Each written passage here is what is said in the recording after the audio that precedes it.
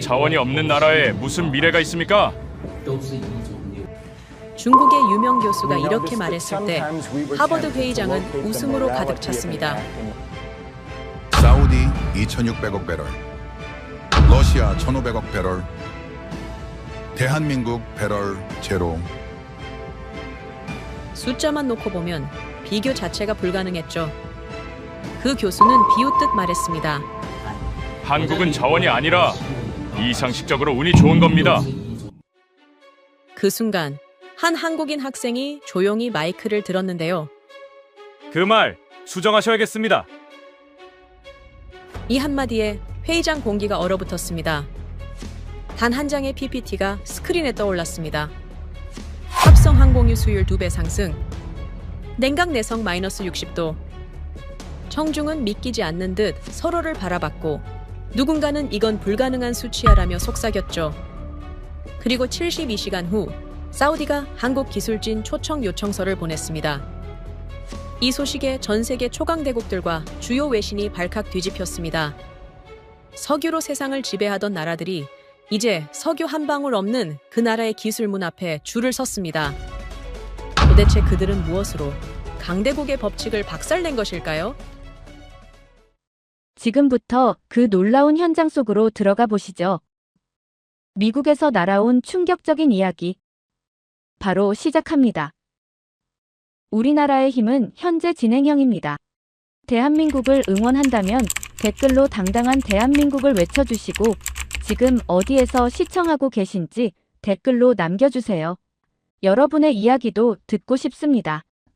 그 전에 잠깐 1초 만에 누를 수 있는 좋아요 버튼을 꾹 눌러주시면 영상 제작에 큰 힘이 됩니다. 그럼 바로 사연 시작하겠습니다. 여러분, 믿겨지십니까? 석유 한 방울 없는 나라가 세계 반도체 시장의 반 이상을 장악했어요.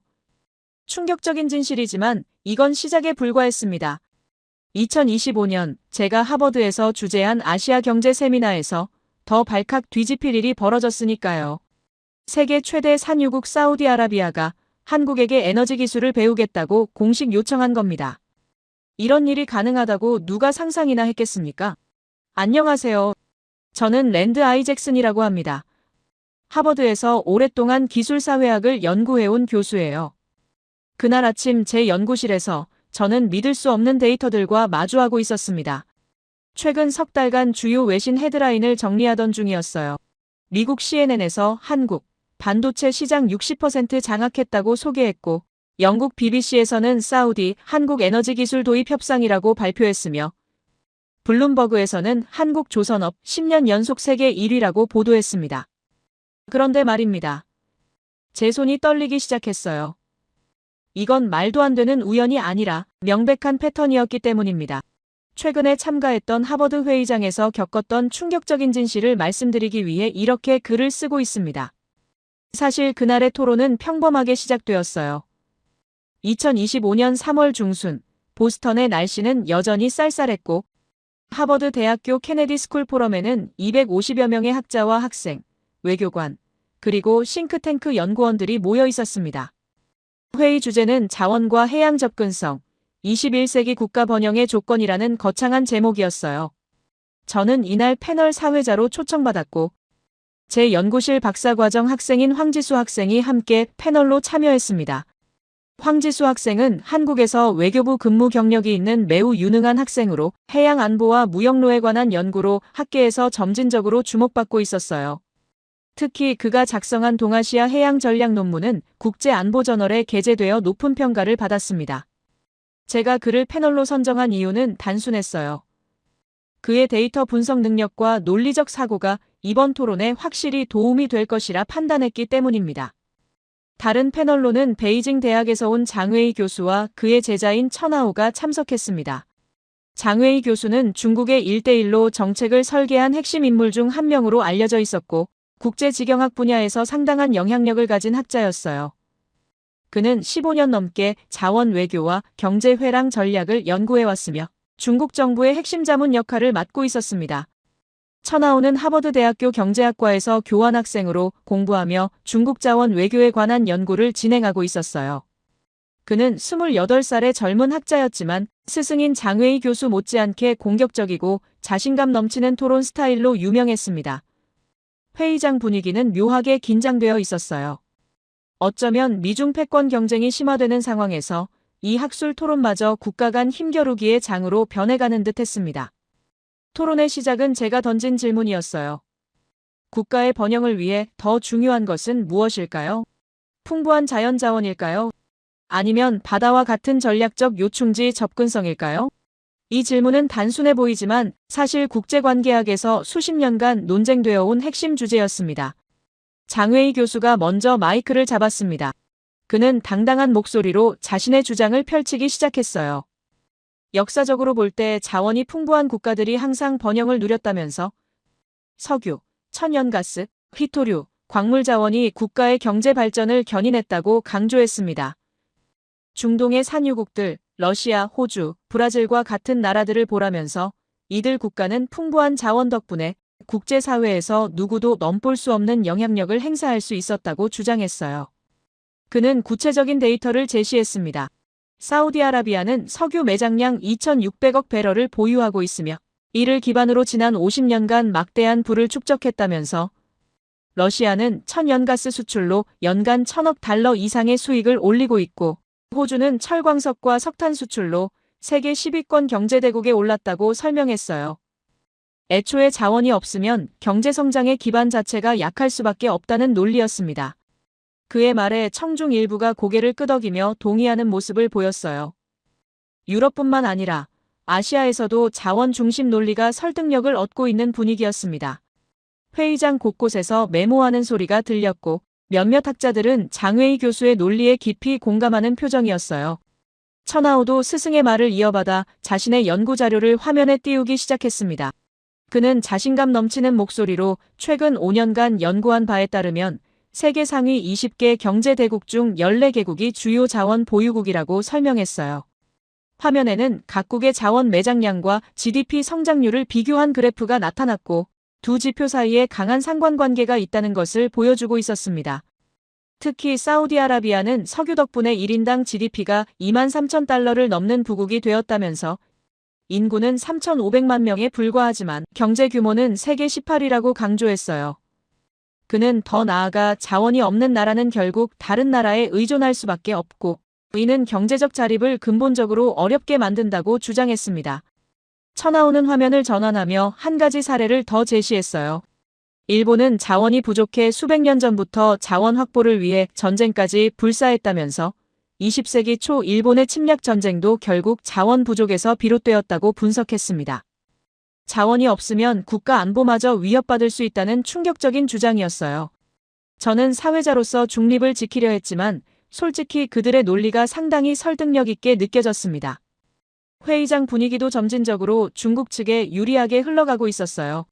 몇몇 유럽 학자들이 장웨이 교수에게 질문을 던지며 토론을 이어갔고 대부분 그의 견해에 동의하는 분위기였습니다. 그런데 말입니다. 황지수 학생이 조용히 손을 들었습니다. 회의장이 잠시 조용해졌고 모든 시선이 그에게 집중되었어요. 저는 그가 무슨 말을 할지 궁금했습니다. 장웨이 교수와 천하오가 펼친 강력한 자원 중심 논리에 어떻게 대응할지 말이에요. 황지수 학생은 차분하게 마이크를 잡고 말하기 시작했습니다. 교수님들의 말씀에 일리가 있다면서 하지만 한 가지 중요한 사례가 빠졌다고 정중히 지적했어요. 그리고 그는 이렇게 물었습니다. 자원이 전혀 없는 나라가 세계 경제 10위권에 들고 반도체 시장을 장악하며 최근에는 세계 최대 산유국에게 에너지 기술을 전수하고 있다면 믿겨지십니까? 회의장이 발칵 뒤집혔습니다. 청중들은 서로를 바라보며 수군거리기 시작했고 장웨이 교수와 천하오의 표정이 굳어졌어요. 저 역시 황지수 학생이 이렇게까지 직접적으로 반박할 줄은 예상하지 못했습니다. 그런데 말입니다. 더 놀라운 것은 그의 다음 말이었어요. 그 나라는 바로 한국입니다. 황지수 학생이 조용히 말했습니다. 천하오는 여기서 멈추지 않았습니다. 화면을 전환하며 더 구체적인 데이터를 제시하기 시작했어요. 중국은 막대한 석탄, 희토류, 철광석 매장량을 보유하고 있어 제조업 강국으로 발돋움할 수 있었다면서 특히 히토류의 경우 전 세계 매장량의 40%를 중국이 보유하고 있다고 강조했습니다. 그는 더 나아가 반면 자원이 부족한 국가들은 아무리 기술적으로 발달해도 원자재 수입에 의존할 수밖에 없다면서 결국 자원 보유국의 눈치를 볼 수밖에 없는 구조라고 주장했어요. 그의 목소리에는 확신이 담겨 있었고 마치 이것이 반박할 수 없는 진리인 것처럼 들렸습니다. 회의장 분위기가 점진적으로 변하고 있었어요. 첫 번째 줄에 앉아있던 독일 학자가 고개를 끄덕이며 메모를 하기 시작했고 옆자리의 프랑스 외교관도 동의하는 듯한 표정을 지었습니다. 뒷좌석에서는 몇몇 학생들이 장웨이 교수의 논리에 감탄하며 서로 속삭이는 소리가 들렸어요. 저 역시 사회자로서 중립을 지키려 했지만 솔직히 그들의 논리가 상당히 설득력 있게 느껴졌습니다. 데이터는 명확했고 역사적 사례도 풍부했으며 무엇보다 직관적으로 이해하기 쉬운 주장이었어요. 자원이 많으면 부자가 되고 자원이 없으면 가난해진다. 단순하지만 강력한 논리였습니다. 하지만 제 마음 한편에서는 묘한 불편함이 일기 시작했어요. 뭔가 중요한 퍼즐 조각이 빠진 것 같은 느낌이었습니다. 만약 자원이 전부라면 왜 베네수엘라는 세계 최대 석유 매장량을 보유하고도 경제 위기에 빠졌을까요? 왜 나이지리아는 풍부한 석유에도 불구하고 빈곤에서 벗어나지 못하는 걸까요? 그리고 반대로 자원이 거의 없는 싱가포르는 어떻게 1인당 GDP 7만 달러의 부국이 되었을까요? 일본은 자원 부족에도 세계 3위 경제대국이 된 이유는 뭘까요? 섣불리 판단할 수는 없었지만 저는 이미 의심의 씨앗을 품고 있었습니다. 장웨이 교수가 발표를 마무리하며 자신감 넘치는 표정으로 말했어요. 21세기에도 자원이 국력의 핵심이라면서 중국이 1대1로를 통해 자원 확보에 집중하는 이유도 바로 이것이라고 강조했습니다. 회의장은 그의 말에 압도당한 듯 조용해졌고 몇몇 청중은 박수까지 쳤어요. 저는 사회자로서 다음 발언자에게 기회를 주어야 했습니다. 시계를 보니 장웨이 교수와 천하오가 25분 넘게 발표했고 이제 황지수 학생의 차례였어요. 솔직히 저는 어쩌면 황지수 학생이 이 강력한 논리에 제대로 반박하기 어려울 것 같다는 생각이 들었습니다. 그런데 말입니다. 황지수 학생은 전혀 당황한 기색 없이 차분하게 자리에서 일어났습니다. 그는 노트북을 열고 화면을 준비하며 정중히 장웨이 교수를 향해 고개를 숙여 인사했어요. 그리고 마이크를 잡고 조용하지만 명확한 목소리로 말하기 시작했습니다. 교수님들의 분석에 일부 동의한다면서 자원이 국가 발전에 중요한 역할을 한다는 점은 부인할 수 없다고 인정했어요. 하지만 한 가지 중요한 역사적 사례를 함께 살펴보고 싶다면서 1965년 사우디아라비아와 요르단 사이에 있었던 영토 교환 협정을 언급했습니다. 청중들의 시선이 일제히 황지수 학생에게 쏠렸습니다. 저도 호기심 어린 눈빛으로 그를 바라봤어요. 사우디와 요르단의 영토 교환이 오늘 토론과 무슨 관련이 있는 걸까요? 그리고 이것이 어떻게 중국 측의 강력한 자원 중심 논리를 반박할 수 있을까요? 회의장은 황지수 학생의 다음 말을 기다리며 숨죽이고 있었습니다. 교수님들의 분석에 일부 동의한다면서 자원이 국가 발전에 중요한 역할을 한다는 점은 부인할 수 없다고 인정했어요. 하지만 한 가지 중요한 역사적 사례를 함께 살펴보고 싶다면서 1965년 사우디아라비아와 요르단 사이에 있었던 영토 교환 협정을 언급했습니다.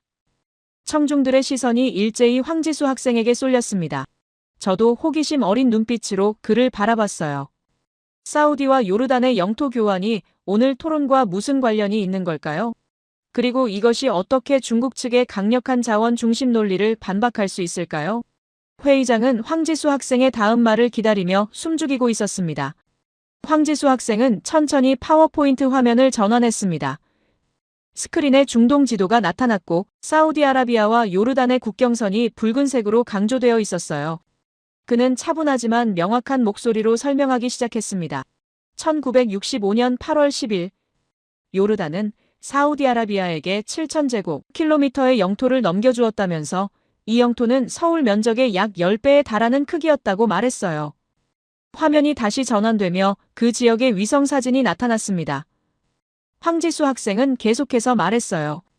그리고 충격적인 사실은 이 지역에서 후에 석유가 발견되었다는 겁니다. 회의장 곳곳에서 작은 탄성이 흘러나왔어요. 몇몇 청중은 고개를 갸우뚱하며 서로를 바라봤습니다. 황지수 학생이 화면을 한 번 더 넘겼습니다. 이번에는 홍해 연안의 지도가 나타났어요. 그 대신 요르단은 홍해 연안의 단 19km 해안선을 얻었다면서 겨우 19km라고 강조했습니다. 화면에는 요르단과 사우디아라비아의 국경선 변화를 보여주는 B4-F터 지도가 선명하게 나타났습니다. 저는 그 순간 청중들의 표정이 변하는 것을 느꼈어요. 7,000제곱킬로미터의 석유 매장 지역을 19km의 해안선과 바꿨다는 사실에 모두가 당황스러워하는 것 같았습니다.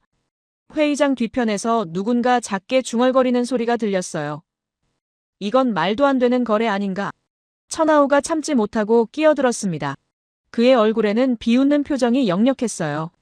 그건 명백하게 요르단의 실수였다면서 석유 같은 귀중한 자원을 단 19km의 해안선과 바꾸다니 이해할 수 없다고 말했습니다. 장웨이 교수도 고개를 끄덕이며 동의하는 표정이었어요. 회의장 여기저기서 동조하는 듯한 웃음소리가 흘러나왔고 천하우는 더욱 자신감에 차서 이건 전형적인 단기적 사고의 결과라면서 자원의 가치를 제대로 평가하지 못한 어리석은 결정이라고 덧붙였습니다. 몇몇 청중도 고개를 끄덕이며 천하우의 말에 동의하는 것처럼 보였어요. 하지만 황지수 학생은 전혀 동요하지 않았습니다. 오히려 작은 미소를 지으며 침착하게 말을 이어갔어요. 표면적으로는 그렇게 보일 수 있다면서 그런데 말입니다. 흥미로운 점은 오늘날 요르단 사람들이 이 결정을 전혀 후회하지 않는다는 사실이라고 말했습니다. 그들은 왜 석유보다 바다를 선택했을까요? 황지수 학생이 조용히 물었어요. 그의 목소리에는 확신이 담겨 있었고 저는 그 순간 뭔가 중요한 반전이 올 것 같은 예감이 들었습니다. 천하우의 비웃던 표정이 점진적으로 굳어지기 시작했어요. 회의장이 다시 조용해졌습니다. 황지수 학생이 화면을 넘기자 현대적인 항구의 모습이 나타났습니다. 거대한 컨테이너 터미널과 수십 척의 선박들이 오가는 활기찬 항구였어요. 황지수 학생은 이곳이 바로 아카바 항구라면서 요르단이 19km 해안선을 통해 건설한 중동의 핵심 물류 거점이라고 설명했습니다. 요르단은 이 해안선을 통해 내륙국의 운명에서 벗어나 세계와 직접 연결될 수 있었다면서 내륙국은 항상 주변국의 허락 없이는 해상 무역이 불가능하다고 강조했어요. 화면에는 내륙국들의 지도가 나타났고 몽골, 볼리비아, 우간다 등이 붉은색으로 표시되어 있었습니다. 황지수 학생이 몽골을 예로 들었습니다. 몽골을 생각해보면 엄청난 광물 자원을 보유했지만 바다로 나가는 길이 없어 중국과 러시아에 의존할 수밖에 없다면서 몽골의 석탄을 수출하려면 중국 철도를 이용해야 하고 그 과정에서 통행료와 관세를 지불해야 한다고 설명했어요. 결국 자원이 아무리 많아도 그것을 세계로 내보낼 수 없다면 무용지물이라는 것이었습니다. 황지수 학생의 분석은 계속되었어요. 요르단은 작은 해안선을 통해 홍해와 인도양으로 나갈 수 있게 되었고 그 결과 아카바 항은 요르단 경제의 생명선이 되었다면서 화면을 전환했습니다. 스크린에는 아카바 항을 통한 연간 물동량과 경제적 가치를 보여주는 그래프가 나타났어요. 현재 요르단 수출의 80%, 수입의 65%가 이 항구를 통해 이루어지고 있다고 밝혔습니다. 그 수치는 정말 놀라웠어요. 연간 물동량이 2천만 톤을 넘어섰고 항구 관련 산업이 요르단 GDP의 15%를 차지한다는 데이터가 화면에 선명하게 표시되어 있었습니다. 회의장 곳곳에서 작은 탄성이 흘러나왔고 몇몇 청중은 메모를 하기 시작했어요. 저 역시 이 데이터가 이렇게까지 명확할 줄은 예상하지 못했습니다. 그런데 말입니다. 장웨이 교수가 손을 들어 발언권을 요청했어요. 장웨이 교수가 차분하지만 단호한 목소리로 질문했습니다. 흥미로운 분석이지만 한 가지 명백하게 짚고 넘어가야 할 점이 있다면서 요르단은 여전히 중동에서 가난한 국가가 아니냐고 물었어요. 요르단의 1인당 GDP는 4,000달러 수준이고 반면 석유를 보유한 사우디아라비아는 23,000달러로 G20 회원국이 되었다면서 숫자가 모든 것을 말해주지 않느냐고 반박했습니다. 그의 목소리에는 여전히 자신감이 넘쳤고 청중들도 다시 고개를 끄덕이기 시작했어요. 몇몇 유럽 학자들이 서로 눈빛을 주고받으며 장웨이 교수의 반론에 동의하는 표정이었습니다. 저는 사회자로서 이 팽팽한 논쟁을 지켜보며 양측 모두 설득력 있는 근거를 제시하고 있다고 느꼈어요. 황지수 학생은 잠시 생각하는 듯 했습니다. 회의장이 조용해졌고 모두가 그의 대답을 기다리고 있었어요. 천하우는 승리한 듯한 표정으로 팔짱을 끼고 앉아 있었고 장웨이 교수도 여유로운 미소를 지었습니다. 하지만 황지수 학생은 전혀 당황하지 않았습니다. 오히려 고개를 끄덕이며 교수님의 지적이 정확하다고 인정했어요. 숫자만 보면 사우디아라비아가 압도적으로 부유하다면서 한 가지 더 살펴봐야 할 데이터가 있다고 말했습니다. 화면이 전환되며 새로운 그래프가 나타났어요. 요르단과 사우디아라비아의 경제 구조를 비교하는 차트였습니다. 황지수 학생은 사우디아라비아 GDP의 90%가 석유와 관련 산업에서 나온다면서 반면 요르단은 관광, 물류, 제조업, 서비스업 등 다양한 산업 기반을 갖추고 있다고 설명했어요. 그는 계속해서 말했습니다. 20, 30년이 되면 어떻게 될까요? 사우디아라비아는 애초에 석유에 의존하는 경제 구조 때문에 탈석유 정책인 비전 2030을 추진하고 있다면서 왜 세계 최대 산유국이 석유를 벗어나려 하는지 생각해봐야 한다고 강조했습니다. 황지수 학생이 화면을 한 번 더 넘겼습니다. 이번에는 국제에너지기구의 전망 자료였어요. 석유 수요가 2040년부터 점진적으로 감소할 것이라는 예측이 그래프로 나타나 있었습니다. 황지수 학생은 석유는 유한하지만 바다를 통한 무역은 인류가 존재하는 한 계속될 것이라면서 요르단은 미래를 선택한 것이라고 말했어요. 저는 그 순간 황지수 학생의 논리가 단순히 현재의 부를 비교하는 것이 아니라 지속 가능성을 다루고 있다는 것을 깨달았습니다. 회의장 분위기가 점진적으로 변하기 시작했어요.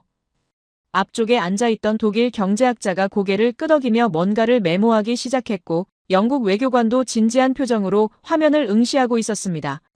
장웨이 교수가 다시 입을 열었습니다. 이번에는 목소리 톤이 조금 달라져 있었어요. 그러나 현실적으로 국가는 지금 당장의 국민 복지를 책임져야 한다면서 미래의 불확실한 가능성보다 현재의 확실한 자원이 더 중요하지 않느냐고 물었습니다. 그의 질문은 여전히 날카로웠지만 처음처럼 공격적이지는 않았어요. 천하오도 거들었습니다.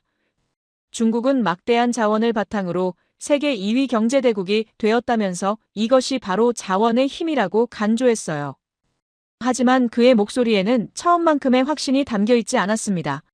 저는 사회자로서 이 토론이 매우 흥미로운 방향으로 전개되고 있다고 느꼈어요. 자원 대 질이라는 이분법적 논쟁이 점진적으로 단기 대 장기, 현재 대 미래라는 더 깊은 질문으로 발전하고 있었습니다. 회의장 분위기가 팽팽했습니다. 청중들은 양측의 논리를 저울질하고 있었고 누구도 확실히 어느 쪽이 옳다고 단정할 수 없는 상황이었어요.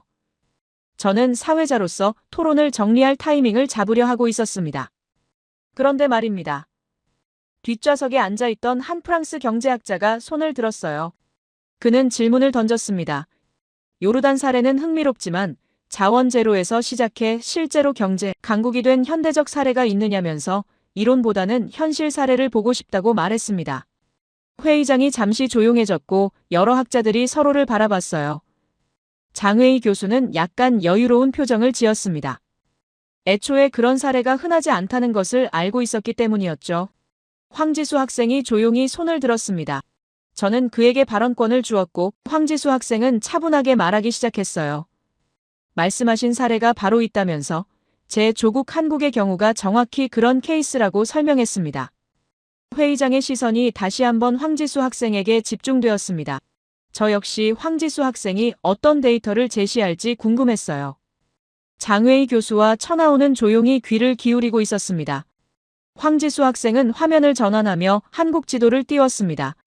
한국은 천연 자원이 거의 없는 나라라면서 석유 한 방울 나지 않고 주요 광물 자원도 부족하며 국토 면적도 세계 100위권 밖이라고 설명했어요.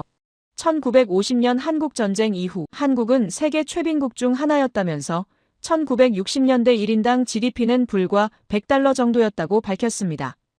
화면에는 1960년대 한국의 흑백 사진이 나타났어요. 황폐한 거리와 초라한 건물들이 보였습니다.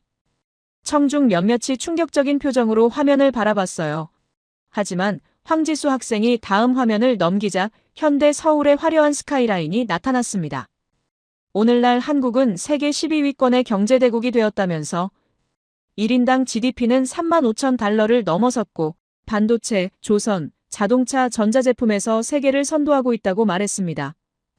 어떻게 이것이 가능했을까요? 황지수 학생이 조용히 물었어요. 그는 화면을 전환하며 한반도 주변 해역 지도를 띄웠습니다. 한국은 삼면이 바다로 둘러싸여 해양 접근성이 뛰어나다면서 이것은 단순히 지리적 운이 아니라 전략적 요충지였다고 강조했어요. 동해는 일본과 러시아로, 서해는 중국으로, 남해는 동남아시아와 인도양으로 연결되는 아시아의 중심이라고 설명했습니다. 황지수 학생의 설명이 이어졌습니다. 한국은 이 지리적 이점을 최대한 활용하여 수출 주도형 경제 성장을 이뤘다면서 한국의 무역 의존도는 GDP 대비 70%를 넘어 세계 최고 수준이라고 밝혔어요. 그리고 정확히 말하면 수출입 물동량의 99.6%가 해상을 통해 운송된다면서 화면에 부산항, 인천항, 광양항의 컨테이너 터미널 사진들이 나타났습니다. 천하우가 손을 들어 질문했습니다. 이번에는 비웃는 대신 진지한 표정이었어요. 그렇다면 한국의 성공은 결국 바다 덕분이라는 건데 만약 한국이 내륙국이었다면 지금의 성공은 불가능했다는 의미냐고 물었습니다. 그의 질문은 날카로웠지만 학술적이었습니다. 황지수 학생은 고개를 끄덕였어요. 명백하게 그렇다면서 한국이 내륙국이었다면 지금과 같은 수출 주도형 성장은 애초에 불가능했을 것이라고 인정했습니다. 하지만 중요한 것은 한국이 그 지리적 이점을 어떻게 활용했느냐라면서 단순히 바다가 있다고 해서 모든 나라가 성공하는 것은 아니라고 강조했어요. 회의장이 조용해졌고 청중들은 황지수 학생의 다음 말을 기다리고 있었습니다. 저 역시 그가 어떤 논리를 펼칠지 궁금했어요. 황지수 학생은 차분히 대답했습니다. 그렇게 볼 수도 있지만 중요한 점은 한국이 자원 부족이라는 한계를 오히려 기회로 삼았다는 것이라면서 자원에 의존하는 대신 인적 자원과 해양 접근성을 활용하여 지속 가능한 성장 모델을 만들어냈다고 설명했어요. 그의 목소리에는 한국인으로서의 자부심이 확실하게 담겨 있었습니다. 저는 황지수 학생의 설명에 고개를 끄덕이며 보충 설명을 했습니다. 사실 경제학에서는 자원의 저주라는 개념이 있다면서 자원이 풍부한 국가들이 오히려 장기적인 경제 성장에 실패하는 현상을 말하는 것이라고 설명했어요. 반면 자원이 부족한 국가들은 혁신과 인적 자본 발전에 집중하게 되어 지속 가능한 성장을 이룰 수 있다면서 한국이 바로 그 대표적인 사례라고 덧붙였습니다. 그 순간 제 머릿속에 숨겨진 기억 하나가 떠올랐어요. 몇 년 전 런던에서 열린 국제에너지회의에서 들었던 놀라운 발표가 생각난 것이었습니다. 당시 영국의 한 에너지 분석가가 한국의 희한한 능력에 대해 언급했던 내용이었죠. 석유 한 방울 생산하지 못하는 나라가 어떻게 세계 항공유 시장에 혁명을 일으킬 수 있었는지에 대한 이야기였습니다. 저는 잠시 말을 멈추고 기억을 더듬었어요. 그 분석가의 이름이 데이비드 톰슨이었던 것 같았는데 그는 한국이 개발한 분자 재설계형 정제 기술에 대해 발표하며 경악했던 것이 기억났습니다. 그 기술은 원유 속 탄화수소 분자 구조를 인위적으로 재배열하여 기존 항공유 생산 수율을 7%에서 15%로 2배 이상 증가시킨다는 것이었죠. 말도 안 되는 이야기처럼 들렸지만 더욱 놀라운 것은 그 연료의 성능이었습니다. 영하 60도의 극한 상황에서도 연료가 결정화되지 않고 액체 상태를 유지한다는 데이터가 있었는데 이는 기존 항공유가 달성하지 못한 성능이었어요. 만약 이 기술이 실제라면 항공산업 전체가 뒤바뀔 수도 있는 혁신이었다는 것을 저는 본 순간 깨달았습니다. 그리고 다른 이유로 더욱 충격적이었던 것은 사우디아라비아와 독일이 그 기술을 배우기 위해 한국에 협력을 요청했다는 소식이었어요. 석유 매장량 세계 1위인 나라가 석유 한 방울 없는 나라에게 무릎을 꿇은 셈이었죠. 독일의 루프트한자 항공도 한국산 항공유로 시험 비행을 진행했고 그 결과가 매우 성공적이었다는 보고서를 저는 직접 읽었던 기억이 났습니다. 저는 마이크를 다시 잡으며 이 내용을 회의장에 공유했습니다. 여러분, 제가 몇 년 전 런던 회의에서 들은 놀라운 사례를 말씀드리고 싶다면서 한국이 개발한 합성 항공유 기술에 대해 설명하기 시작했어요. 이 기술은 단순히 효율성을 높인 것이 아니라 완전히 새로운 패러다임을 제시한 것이라면서 자원이 없는 나라가 오히려 자원을 가진 나라들보다 더 뛰어난 기술을 개발해낸 것이라고 강조했습니다. 회의장이 갑자기 조용해졌어요. 청중들은 제 말에 집중하며 놀라움을 감추지 못했고 장회의 교수와 천하우의 얼굴도 굳어졌습니다. 저는 계속해서 설명했어요. 이 기술로 인해 한국은 세계를 이끄는 인류 에너지 기술 국가로 인정받게 되었고 사우디아라비아는 자국의 석유를 더 효율적으로 정제하기 위해 한국의 기술 협력을 요청했다면서 이것이 바로 자원보다 기술이 중요한 시대가 되었다는 증거라고 말했습니다. 황지수 학생이 제 말을 이어받았습니다. 교수님 말씀이 맞다면서 한국은 조선 산업에서도 세계를 이끄는 위치에 있다고 덧붙였어요. 현대중공업, 삼성중공업, 대우조선해양과 같은 한국 조선소들은 세계 시장의 40% 이상을 점유하고 있으며 특히 LNG 운반선 시장에서는 세계 발주량의 70% 이상을 한국이 수주하고 있다고 설명했습니다. 천하우가 끼어들려 했지만 황지수 학생은 계속 말을 이어갔어요. 또한 한국은 세계 최고 수준의 항만 인프라를 갖추고 있다면서 부산항은 세계에서 가장 효율적인 항만 중 하나로 컨테이너 처리 속도가 매우 빠르며 최첨단 자동화 시스템을 갖추고 있다고 말했습니다. 현재 부산항을 기항하는 국제 정기 항로는 287개에 달하며 이는 한국이 단순히 자국 화물뿐만 아니라 글로벌 해상 물류의 중심지 역할을 하고 있다는 것을 의미한다고 강조했어요. 저는 그 순간 깨달았습니다. 한국의 성공은 단순히 운이 좋았거나 외부의 도움 덕분이 아니라 철저한 전략과 끊임없는 노력의 결과였다는 것을요. 자원이 없다는 한계를 오히려 혁신의 동력으로 삼아 바다라는 지리적 이점을 최대한 활용한 것이었습니다. 그리고 그 과정에서 기술 개발에 집중하여 오늘날 자원을 가진 나라들조차 한국의 기술을 배우러 오는 상황이 된 것이죠. 장웨이 교수가 여전히 불만스러운 표정으로 말했습니다. 그래도 중국은 자원도 풍부하고 해안선도 길다면서 우리가 지금 세계 제2경제대국이 된 이유도 그런 지리적, 자원적 이점을 잘 활용했기 때문이라고 반박했어요. 천하우도 스승의 말에 맞장구를 치며 중국은 자원과 바다 모두를 갖추었기에 보다 완벽한 강대국 모델을 보여줄 수 있다면서 한국과 같은 작은 나라들이 부득이하게 선택한 전략을 찬양할 필요는 없다고 말했습니다. 이 말에 황지수 학생의 표정이 굳어졌고 저도 마음이 불편해졌어요. 중국 측의 논리는 강대국 중심주의적 사고를 바탕으로 하고 있었고 이는 제가 학자로서 견지해온 가치관과 상충되는 것이었습니다. 하지만 저는 침착함을 유지하며 장웨이 교수님, 규모와 자원이 전부는 아니라고 말했어요. 중요한 것은 그것을 어떻게 활용하느냐이며 지속 가능한 발전을 위해서는 단순한 자원 의존보다는 기술과 혁신이 더 중요하다고 강조했습니다. 회의장 분위기가 미묘하게 변하기 시작했어요. 처음에는 중국 측의 자원 중심 논리에 설득되었던 청중들이 이제는 한국의 사례와 기술 혁신에 더 관심을 보이기 시작했습니다. 저는 이렇게 토론이 전개될 줄은 몰랐고 제 자신도 점점 더 한국의 위대함에 감화되어 가고 있다는 것을 느꼈어요. 황지수 학생이 마지막으로 강조했습니다. 한국의 성공은 자원이 없어서가 아니라 자원이 없기 때문에 가능했다면서 자원에 의존하지 않고 사람과 기술에 투자한 결과가 오늘날의 한국을 만들었다고 말했어요. 그리고 이것이 바로 21세기의 국가 번영을 위한 진정한 조건이라고 덧붙였습니다. 저는 그 순간 제가 지난 20년간 믿어왔던 것들이 흔들리는 것을 느꼈습니다. 자원이 국력이라는 단순한 공식은 한국이라는 예외 앞에서 무너지고 있었어요. 아니, 어쩌면 한국은 예외가 아니라 새로운 기준이었을지도 모른다는 생각이 들었습니다. 저는 파헤쳐보지 않았던 진실을 파헤쳐야 할 필요성을 느꼈고 그날 회의가 끝난 후 저는 한국에 대해 더 깊이 연구하기로 마음먹었습니다. 회의장은 여전히 긴장된 분위기였지만 이제는 중국 측이 아니라 한국에 대한 호기심으로 가득 차 있었어요. 청중들은 황지수 학생에게 질문을 쏟아내기 시작했고 장웨이 교수와 천하우는 불편한 표정으로 자리에 앉아 있었습니다. 저는 사회자로서 토론을 정리하며 생각했어요.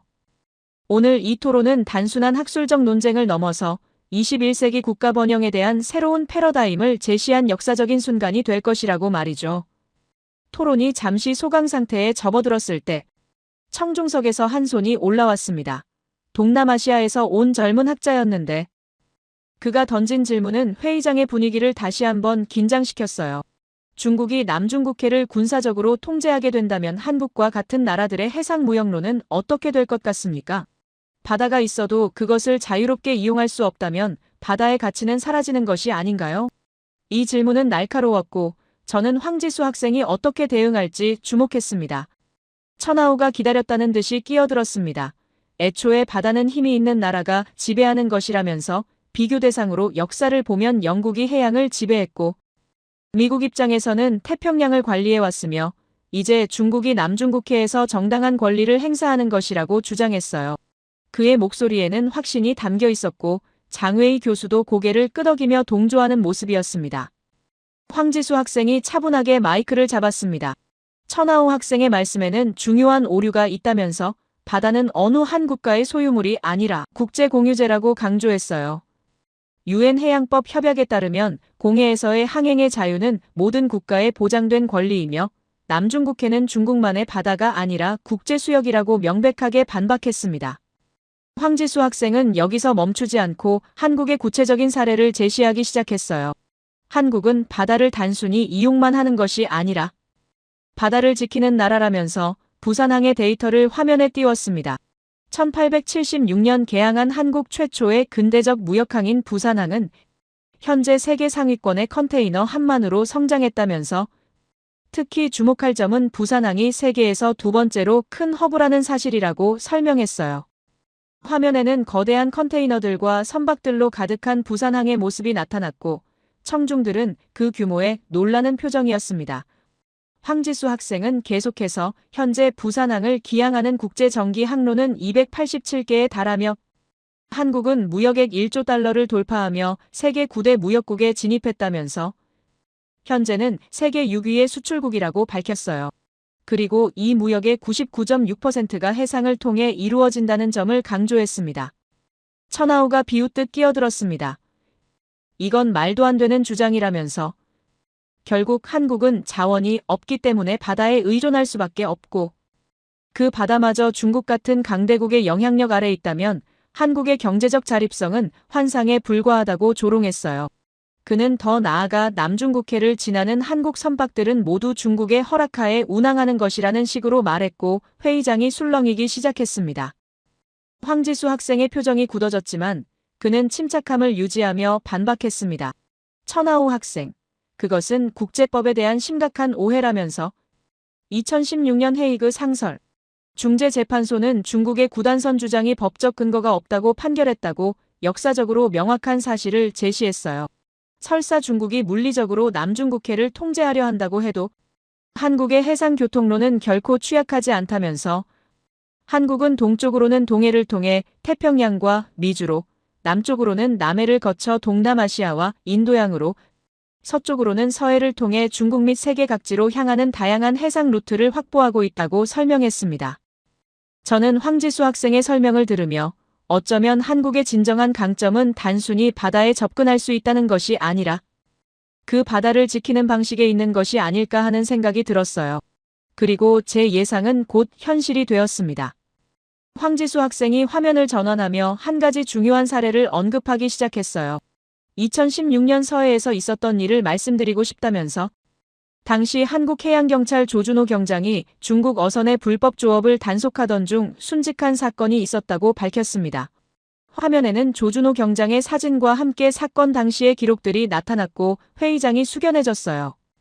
황지수 학생은 계속해서 당시 중국 어선들은 한국 배타적 경제 수역에서 불법 조업을 하고 있었고 이를 단속하던 조준호 경장이 중국 어선에 의해 바다에 추락하여 순직했다면서 이게 된다면 보통의 국가라면 강력한 보복 조치를 취했을 것이라고 말했어요. 하지만 한국 정부는 다른 선택을 했다면서 군사적 대응이나 외교적 보복 대신 2018년부터 한중 양국이 공동 단속을 시범 실시하는 등 협력적 해결책을 모색했다고 설명했습니다. 저는 그 순간 깊은 감동을 받았어요. 한국은 힘으로 바다를 지배하려 하지 않고 법과 협력으로 바다를 지키려 한 것이었습니다. 이것은 단순한 정책 선택이 아니라 선진국 마인드를 가진 나라만이 할 수 있는 결정이었죠. 황지수 학생이 강조했습니다. 한국은 유엔 해양법 협약을 철저히 준수하며 국제법에 따라 자국의 해양 권익을 보호하고 있다면서 이것이 바로 책임 있는 해양 국가의 모습이라고 말했어요. 힘이 아닌 법으로 바다를 지킨다는 것. 이것이 한국이 국제사회에서 신뢰받는 이유라고 덧붙였습니다. 천하오는 반박하려 했지만 회의장 분위기가 완전히 바뀌어 있었어요.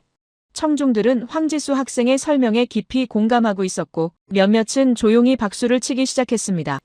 저 역시 사회자로서 중립을 유지해야 했지만 내심 한국의 접근 방식에 큰 감명을 받고 있었어요. 장웨이 교수가 불편한 표정으로 말했습니다. 랜드 교수님, 이상과 현실은 다르다면서 국제 정치에서 결국 중요한 것은 힘이라고 주장했어요. 하지만 저는 더 이상 그의 주장에 동의할 수 없었습니다. 장웨이 교수님, 힘만으로는 지속 가능한 번영을 이룰 수 없다면서 국제사회의 신뢰와 협력이야말로 장기적으로 더 큰 힘이라고 반박했어요. 황지수 학생이 마지막으로 강조했습니다. 한국의 해양 전략은 단순히 경제적 이익만을 추구하는 것이 아니라 지속 가능한 어업을 위한 노력도 포함한다면서 어획량 제한, 금어기 설정, 해양보호구역 지정 등을 통해 해양 자원을 보호하고 있다고 설명했어요. 반면 일부 국가들의 무분별한 남획으로 인해 서해의 어족 자원이 심각하게 감소하고 있으며 한국 어민들은 생계의 위협을 받고 있다면서 그럼에도 불구하고 한국은 법적 테두리 안에서 문제를 해결하려 노력하고 있다고 말했습니다. 저는 그때 깨달았어요. 한국의 성공은 단순히 경제적 성과만이 아니라 국제사회에서 책임 있는 구성원으로서의 역할을 다하는 데 있었다는 것을요. 힘이 아닌 품격으로 바다를 지키는 나라, 자원이 아닌 기술로 세계를 놀라게 하는 나라. 그것이 바로 한국이었습니다. 회의장은 조용했지만 그 침묵 속에는 깊은 존경심이 담겨 있었어요. 청중들은 황지수 학생의 발표에 감동받았고 저 역시 마찬가지였습니다. 천하오는 더 이상 반박하지 못했고 장웨이 교수도 불편한 표정으로 침묵을 지키고 있었어요. 저는 사회자로서 분위기 전환을 했습니다. 오늘 우리는 새로운 시야를 확보했다면서 국가의 번영은 자원의 많고 적음이 아니라 그것을 어떻게 활용하고 또 어떻게 지키느냐에 달려있다고 말했어요. 한국은 바다를 가진 나라이면서 동시에 바다를 지키는 정신을 가진 나라라면서 이것이 바로 21세기의 진정한 강국이 되는 조건이라고 강조했습니다. 황지수 학생이 자리에 앉았고 회의장은 잠시 정적에 휩싸였다가 곧 큰 박수 소리로 가득 찼습니다. 저는 그 박수 소리를 들으며 생각했어요. 황지수 학생의 발표가 끝나고 잠시 휴식 시간이 주어졌을 때 천하오가 장웨이 교수와 뭔가 심각하게 논의하는 모습이 보였습니다. 그들의 표정은 굳어져 있었고 애초에 예상했던 것보다 토론이 한국 측에 유리하게 흘러가자 불편해하는 것이 누가 봐도 명확했어요. 휴식이 끝나고 다시 토론이 시작되자 천하오가 공격적으로 마이크를 잡았습니다. 한국의 해양 전략이 아무리 훌륭해도 결국 군사력이 뒷받침되지 않으면 의미가 없다면서 중국 해군은 항공모함 2척을 보유하고 있고 스텔스 전투기도 개발했으며 한국은 항공모함 하나도 없지 않느냐고 도발했어요. 그는 더 나아가 한국 해군은 중국 해군에 비할 바가 못 된다면서 바다를 지키려면 결국 강력한 군사력이 필요한데 한국은 그 면에서 턱없이 부족하다고 주장했습니다.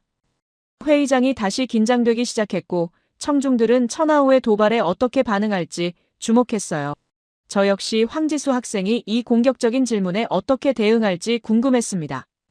황지수 학생은 전혀 동요하지 않고 오히려 자신감 있는 표정으로 마이크를 잡았어요.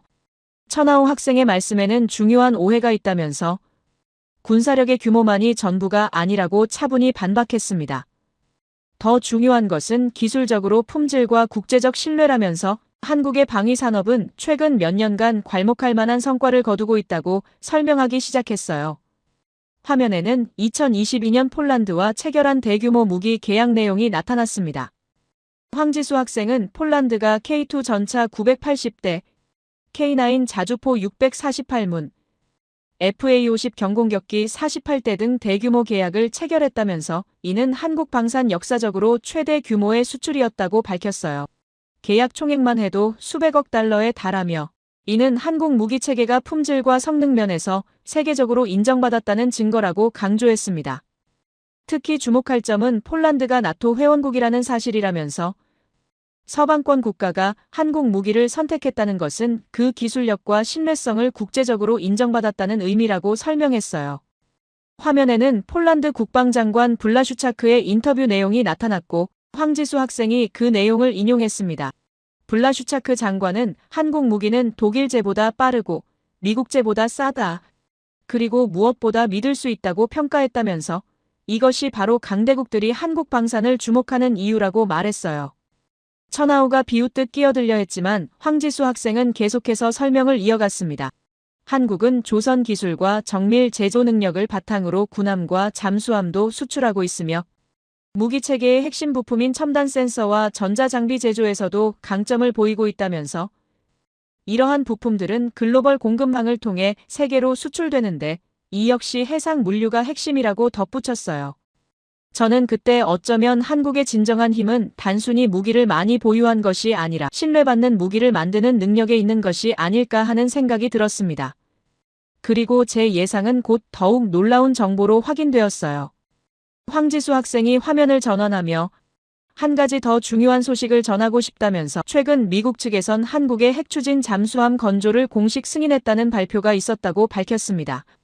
회의장이 발칵 뒤집혔고 청중들은 믿을 수 없다는 표정으로 서로를 바라봤어요. 저 역시 이 소식을 처음 들었고 이건 말도 안 되는 일처럼 느껴졌습니다. 황지수 학생은 계속해서 설명했어요.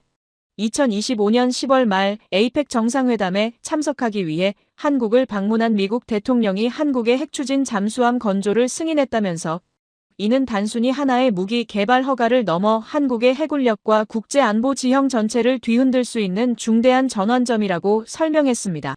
이게 된다면 한국은 미국, 영국, 프랑스, 러시아, 중국에 이어 6번째 핵추진 잠수함 보유국이 되는 것이라고 덧붙였어요. 천하우의 얼굴이 창백해졌고 장외희 교수도 당황한 기색을 감추지 못했습니다. 저는 이 순간이 토론의 결정적 전환점이 될 것임을 직감했어요. 황지수 학생은 한국은 이미 잠수함 설계와 조선 기술 면에서 세계적 수준에 도달해 있다면서 KSS 3급 잠수함은 AIP 시스템을 탑재해 장시간 잠항이 가능하며 핵추진 시스템만 확보된다면 기술적으로 완성도는 충분히 달성 가능하다는 평가를 받고 있다고 설명했어요. 더 나아가 황지수 학생은 이번 승인은 한미동맹의 새로운 국면을 의미한다면서 미국이 한국을 인도, 태평양 전략의 핵심 축으로 인정하고 더 큰 자율성을 부여하겠다는 신호라고 해석했습니다. 미국은 기존 오커스 협정을 통해 호주에 핵추진 기술을 제공한 바 있는데 한국이 이 흐름에 합류하게 된다면 사실상 오커스 플러스 체제가 형성되는 것이라고 말했어요. 저는 황지수 학생의 설명을 들으며 한국이 더 이상 단순한 방어적 국가가 아니라는 것을 깨달았습니다. 이제 한국은 스스로 안보를 설계하고 책임질 수 있는 인류 국가로 성장했으며 지정학 리스크가 높아지는 동북아시아에서 균형자 역할을 할 수 있는 역량을 갖추게 된 것이었어요. 천하우가 마지막으로 반박하려 했습니다. 그래도 중국은 이미 핵잠수함을 보유하고 있고 한국은 이제 막 시작 단계가 아니냐고 물었어요. 하지만 황지수 학생은 침착하게 대응했습니다. 중요한 것은 단순히 보유 여부가 아니라 그것을 어떻게 활용하고 또 국제사회의 신뢰를 어떻게 유지하느냐라면서 한국은 핵확산 금지 조약의 모범적인 회원국으로서 이 기술을 오직 방어적 목적으로만 사용할 것이라고 간조했어요. 저는 그 순간 황지수 학생의 말이 단순한 주장이 아니라 확신에 찬 선언임을 느꼈습니다. 한국은 힘을 가지되 그 힘을 책임있게 사용하는 나라라는 것, 이것이 바로 한국이 국제사회에서 신뢰받는 이유였어요. 회의장은 다시 한번 박수 소리로 가득 찼고 이번에는 천하우도 더 이상 반박하지 못했습니다. 장외희 교수는 불편한 표정으로 고개를 숙였고 저는 사회자로서 이 토론이 단순한 힘의 논리를 넘어서 품격의 논리로 승화되었음을 선언했어요. 한국은 군사력을 키우되 그것을 평화와 협력을 위해 사용하는 나라라면서 이것이 바로 21세기 진정한 강국의 모습이라고 말했습니다. 황지수 학생이 마지막으로 강조했습니다.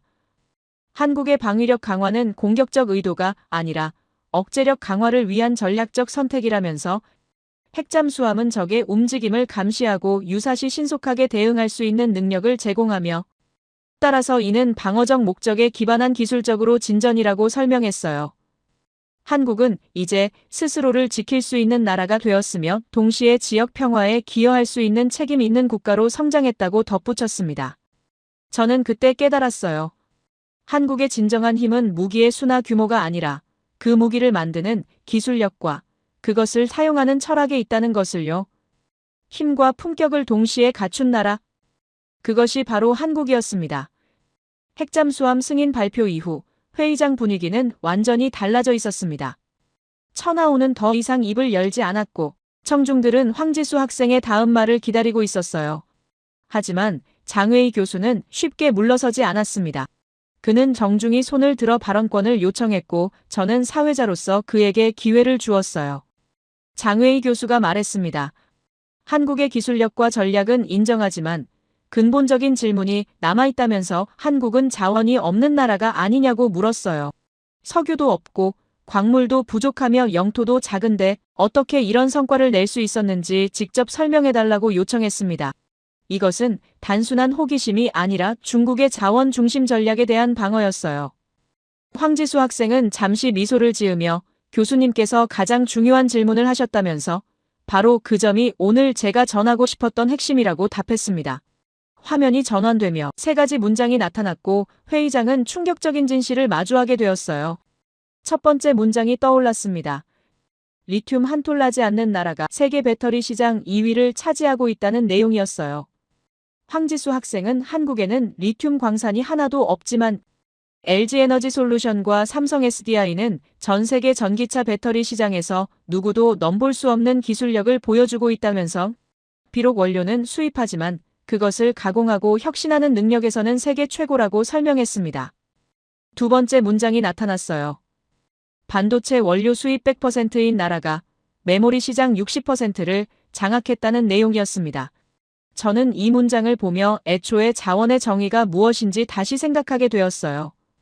황지수 학생은 한국은 실리콘 하나 생산하지 못하지만 그 실리콘으로 만드는 디램과 낸드 플래시에서는 전 세계를 지배하고 있다면서 원료가 아니라 기술이 진짜 자원이라고 강조했습니다. 세 번째 문장이 떠올랐을 때 저는 제 눈을 의심했어요. 석유 한 방울 없는 나라가 세계 에너지 시장을 뒤흔들고 있다는 내용이었습니다. 황지수 학생은 여기서 수백 년 전부터 석유가 곧 국력이라 여겨졌던 상식을 깨는 이야기를 시작했어요. 화면에는 요르단 페트라 화학공장의 사진이 나타났고 황지수 학생은 작년 요르단 정부가 한국 기업과 손잡고 바이오 항공유 생산 프로젝트를 시작했다면서 이 기술은 석유 없이도 항공유를 만들 수 있는 혁신적 기술이라고 설명했습니다. 저는 이 말을 듣고 믿기지 않았어요. 석유 없이 항공유를 만든다니 이게 된다면 중동의 석유 패권 구조 자체가 흔들릴 수 있는 일이었습니다. 황지수 학생은 더 놀라운 사실을 공개했어요. 사우디아라비아가 한국에 이 기술 협력을 요청했다면서 세계 최대 산유국이 석유 없는 나라에게 앞다투어 기술을 배우려 한다는 것. 이것은 자원의 정의가 완전히 바뀌었음을 의미한다고 말했습니다.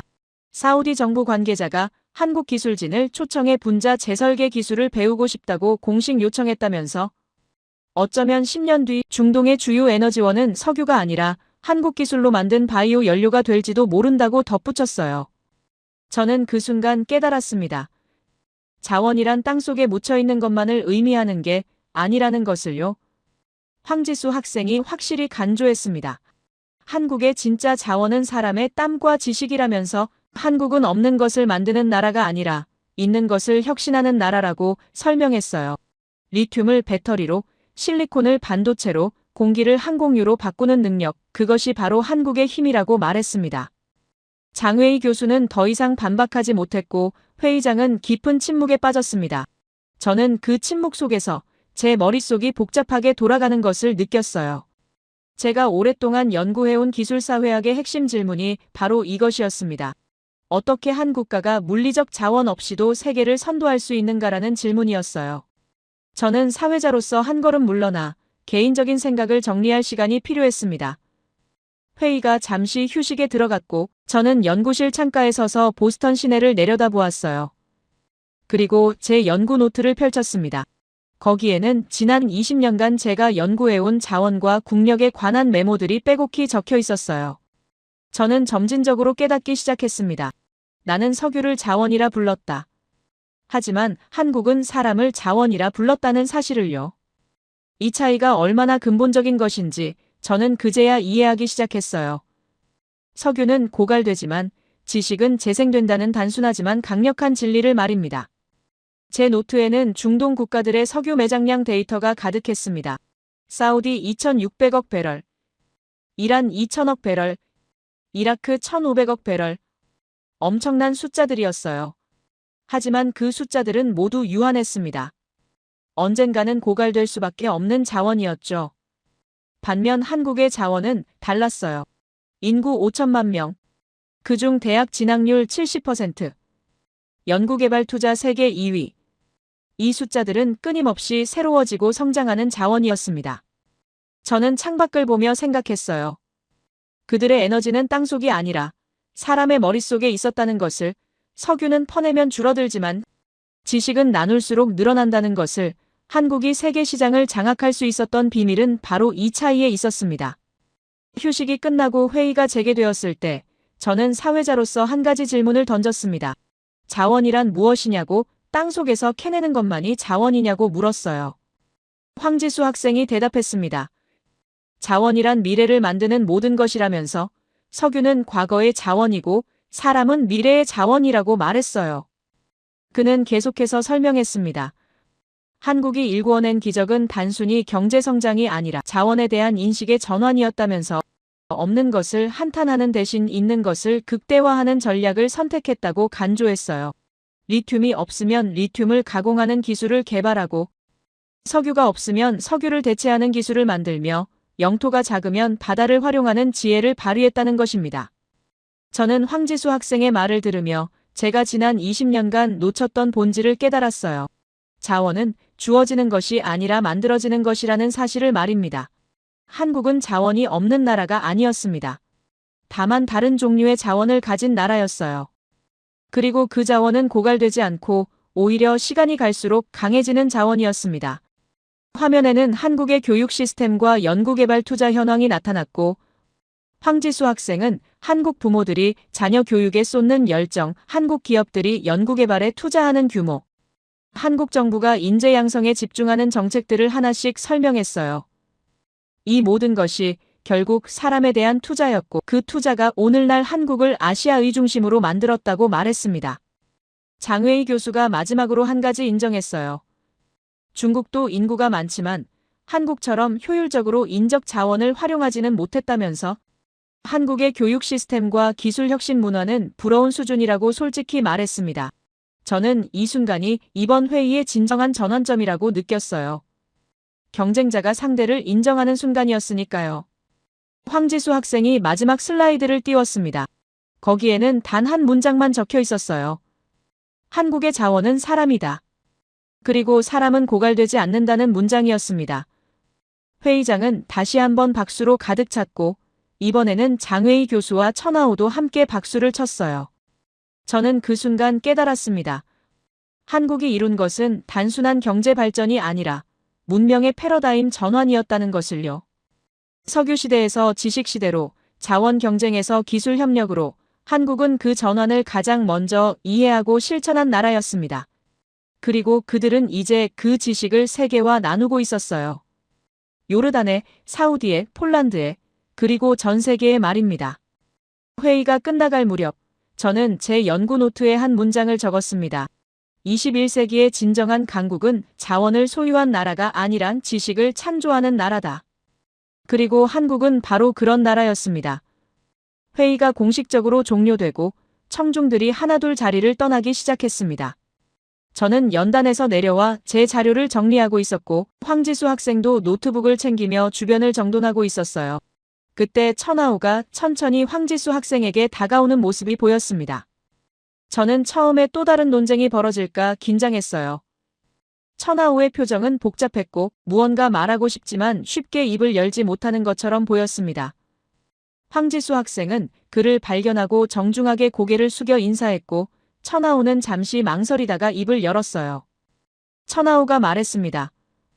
오늘 많은 것을 배웠다면서 처음에는 한국의 전략이 과장되었다고 생각했지만 데이터를 보고 나니 인정하지 않을 수 없다고 솔직하게 고백했어요. 특히 핵잠수함 승인 소식은 격분을 느낄 만큼 충격적이었다면서 한국이 이렇게까지 국제사회에서 신뢰를 얻고 있는지 몰랐다고 말했습니다. 황지수 학생은 겸손하게 답했어요. 저 역시 많이 배웠다면서 중국의 방대한 자원과 전략도 대단하다고 인정했습니다. 하지만 천하오는 고개를 저었어요. 아니라면서 오늘 회의에서 깨달은 것은 자원의 크기가 아니라 자원을 다루는 방식이라고 말했습니다. 천하우는 계속해서 말했습니다.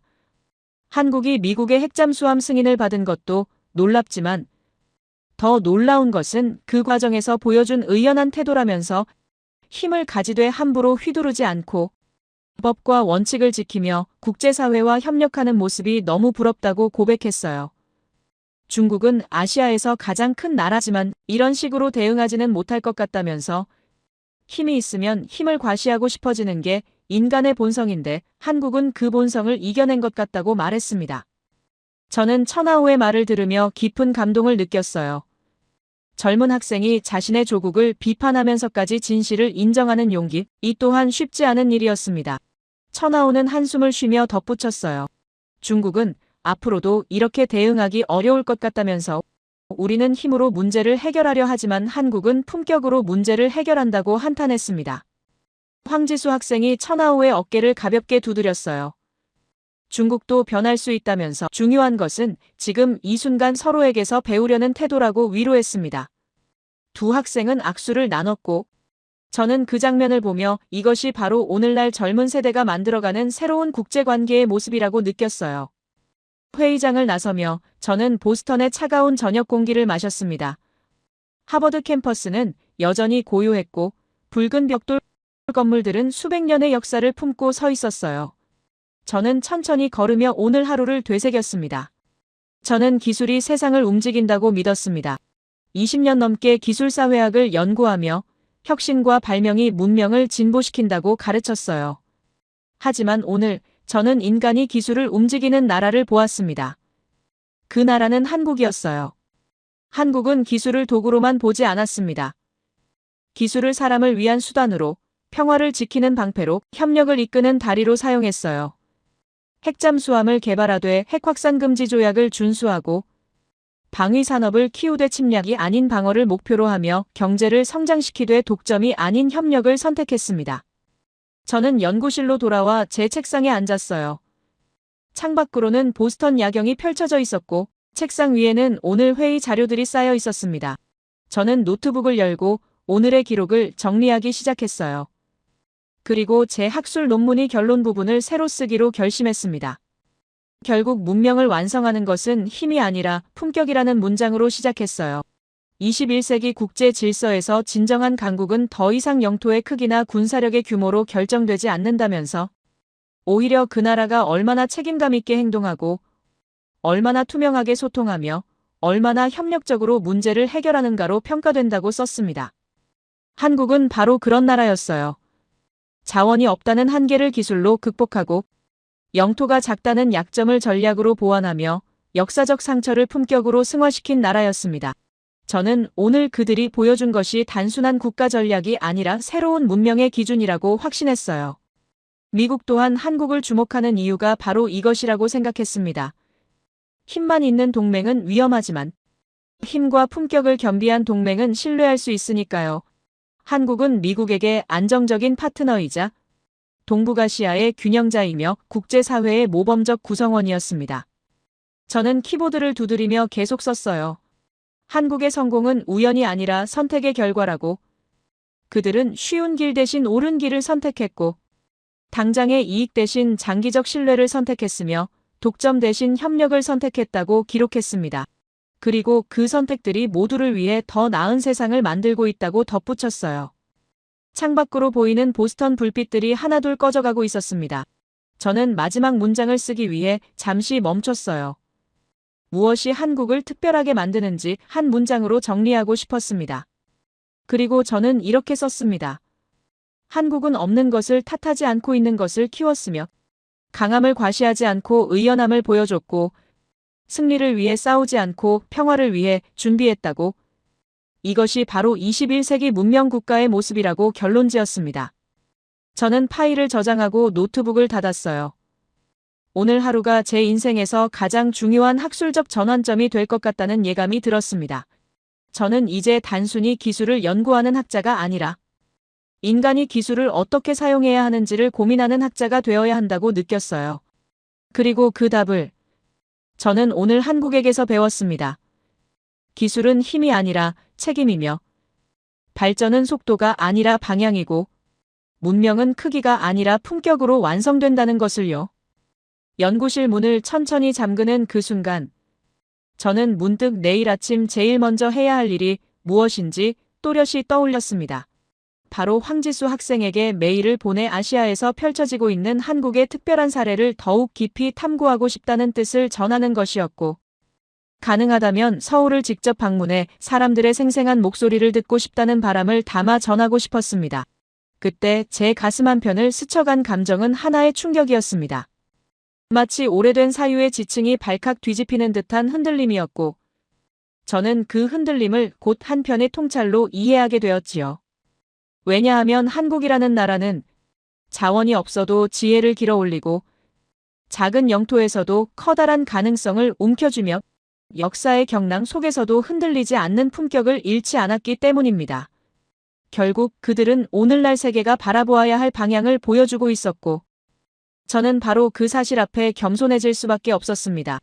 이 길을 걸어온 역사, 지금의 기성세대가 만들어 놓은 축적과 성취는 외국 학자로서의 저에게 이미 수많은 연구와 토론의 근원지가 되어 왔습니다. 그 한 걸음 한 걸음의 의미가 세월 속에 묻힌 것이 아니라 오히려 세계 무대에서 더욱 선명하게 빛나고 있다는 점에서 저는 종종 마음이 뜨거워지곤 합니다. 오늘 저는 오랫동안 잊지 못할 깨달음을 얻었습니다. 제가 단순히 회의를 주재한 것이 아니라 어느 거대한 장면, 즉 이 시대가 변화하는 결절점을 직접 목격한 것이라는 사실 말입니다. 그리고 그 장면의 중심에는 제가 지금껏 연구해온 그 나라, 바로 한국이 있었습니다. 한국이 만들어낸 성취와 온유함, 결단력과 배려심, 그리고 역사를 꿰뚫는 지혜는 외부인의 눈에 더욱 도드라지게 보이곤 합니다. 이 또한 한국을 오랫동안 지켜온 세대가 일구어낸 정신적 기반 위에서 가능해진 흐름이었지요. 스스로에게 말했습니다. 오늘 나는 또 하나의 역사를 보았다. 그리고 그 역사 속에는 한국이 있었다. 그 말은 제 안에서 울림을 남기며 천천히 가라앉았고, 새로운 질문들을 떠올리게 했습니다. 어쩌면 한국의 저력은 경제적 수치나 기술적 성취만으로 설명할 수 있는 것이 아닐지도 모릅니다. 그것은 세대에서 세대로 이어지는 조용한 의지, 가족과 공동체를 향한 애정, 역경 속에서 서로를 부축하던 나날들, 그런 것들이 한 겹 한 겹 쌓여 만들어낸 깊은 결의에 가깝지 않을까요? 기성세대가 걸어온 길을 바라보는 외국인의 시선은 그래서 더욱 경외심으로 가득할 수밖에 없습니다. 전쟁의 폐허 속에서 꿋꿋하게 세월을 견뎌온 세대가 묵묵히 겪었던 전후의 척박함, 세계 질서 속에서 늘 스스로를 일으켜 세워야 했던 그 고단함. 그러나 그 가운데에서도 품위와 절제를 잃지 않았던 태도. 그 삶의 축적은 이제 세계가 주목하는 한 국가의 근본이 되었고, 저는 그것을 목격한 연구자라는 사실에 오히려 감사함을 느낍니다. 한국은 작지만 위대하다는 말이 단순한 수사가 아니라 살아있는 역사 그 자체라는 것을요. 그래서 저는 오늘도 묻습니다. 어쩌면 한국이야말로 21세기의 방향을 제시하고 있는 것은 아닐까? 한국이 걸어온 길을 바라보는 제 마음은 언제나 따뜻한 존경과 깊은 호기심으로 채워지고, 그런 감정은 마치 오래된 서재 어딘가에서 천천히 새 페이지가 넘어가는 소리처럼 제 연구의 리듬을 만들어줍니다. 여러분이 남긴 발자취 위에서 저는 계속 쓰고 분석하고 다시 되묻습니다. 그것이 한국을 향한 제 진심이자 제 연구의 동력입니다. 오늘 제 이야기를 끝까지 들어주셔서 감사합니다. 여러분 모두의 건강과 평안을 기원하며 이 길 위에서 다시 만날 수 있기를 바랍니다. 모두 안녕히 계세요. 오늘의 사연 어떻게 들으셨나요? 자원이 없다고, 작다고, 불가능하다고 말하던 세상 속에서 누군가는 포기하지 않았죠. 그들은 눈에 보이지 않는 자원을 믿었습니다. 바로 사람의 힘과 지식, 그리고 끝까지 해내려는 의지였어요. 결국 세상을 움직이는 건 땅속의 석유가 아니라 마음속의 열정이라는 걸 다시 한번 느끼게 되네요. 어쩌면 진짜 자원은 우리 안에 있는 게 아닐까요? 여러분의 생각을 아래 댓글에 남겨주세요. 그리고 감동적인 사연을 주변 사람들과 공유하고 함께 이야기 나눠보세요. 마지막으로 1초밖에 걸리지 않는 구독과 좋아요, 알림 설정은 영상 제작에 큰 힘이 됩니다. 지금까지 감동을 담아 여러분께 진심을 전하는 감동담기였습니다. 오늘 하루도 행복한 하루 보내세요.